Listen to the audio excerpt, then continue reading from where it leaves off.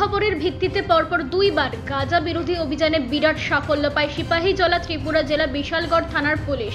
প্রথম অভিযানটি হয় গত 15 তারিখ বিশালগড় লালসিং মোড়া মণ্ডপটিলা এলাকার কুখ্যাত নেশা কারবারি ইদ্রিস মিয়ার বাড়ি থেকে। তার ঘর থেকে পুলিশ 40 কেজি গাঁজা উদ্ধার করলেও তাকে আটক করতে ব্যর্থ হয়।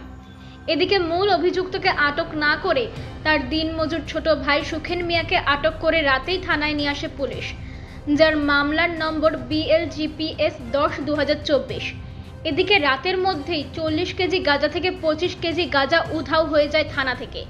সকালে 40 কেজি গাঁজার পরিবর্তে 15 কেজি গাঁজা দেখায় বিশালগড় থানার পুলিশ।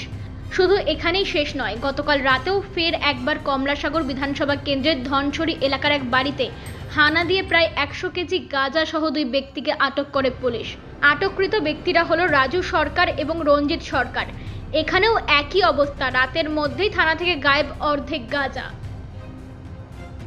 আমাদের কাছে ক্রেডিবল ইনফরমেশন ছিল যে NDPS আইটেম কিছু ক্যানাবিস গাঁজা স্টোর করা ছিল একটা জায়গাতে। আমরা এখানে প্রতিনিয়তই এগুলির বিরুদ্ধে আমরা রেড আমাদের বিশালগড় পুলিশ স্টেশন জারি আছে। গতকাল আমাদের কাছে যখন ইনফরমেশন আছে আমরা ভোরের দিকে যাই ওই জায়গাতে। ত্রিপুরা থেকে বিক্রম কর্মকারের রিপোর্ট, ইউ বাংলা টিভি।